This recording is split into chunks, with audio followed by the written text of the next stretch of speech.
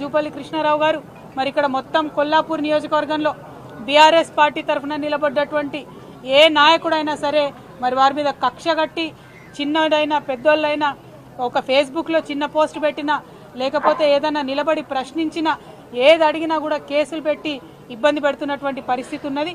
ఇక్కడ శ్రీధర్ రెడ్డి అనేటటువంటి మా కార్యకర్తను కూడా దారుణంగా మరి చంపడం కూడా జరిగింది. అయినప్పటికీ ముఖ్యమంత్రి సొంత జిల్లా అయిన జూపల్లి కృష్ణారావు గారు మంత్రివర్గంలో ఉన్నప్పటికీ కూడా పోలీస్ వాళ్ళు ఆ కేసు మీద పురోగతి లేకపోవడం అన్నది చాలా దారుణం. అంటే కేవలం ప్రభుత్వానికి హంతకులకు కొమ్ముగాస్తున్నారు తప్పితే ప్రజల పక్షాన మీరు నిలబడలేరన్న విషయం ఇవాళ తెలుస్తూ ఉన్నది.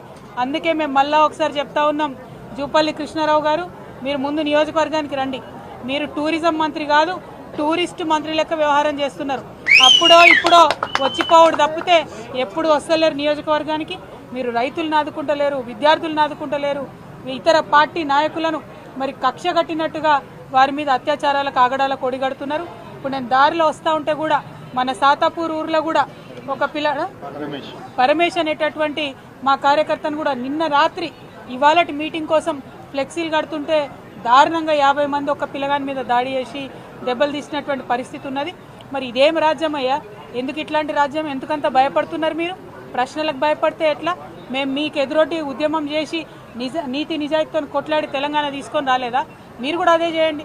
మీరు ప్రభుత్వంలో ఉన్నారు, ప్రజలు మెచ్చే పని చేయండి తప్పితే ప్రతిపక్షాల మీద దాడి చేస్తే మీకేం రాదు. అందుకే మళ్ళీ ఇవాళ చెప్తా ఉన్నాం, ముఖ్యమంత్రి గారు మీ మహబూబ్ నగర్ ఉమ్మడి మహబూబ్నగర్ జిల్లా నుండే చెప్తా ఉన్నాం, ఖచ్చితంగా పింక్ బుక్ మెయింటైన్ చేస్తాం. మా కార్యకర్తల మీద దాడి చేసిన వాళ్ళు నాయకులైనా అధికారులైనా ఎవరిని కూడా వదిలిపెట్టాం. అందరి చిట్టా రాసి పెట్టుకుంటాం. మాకు కూడా టైం వస్తుంది, అప్పుడు మాత్రం ఖచ్చితంగా చెప్తామని చెప్పి మరి అంతవరకు మొక్కవోని ధైర్యంతో మొత్తం 50 మంది కూడా ముందుకు సాగాలని చెప్పి బీఆర్ఎస్ పార్టీ నాయకులందరినీ కూడా కోరుతా ఉన్నాను.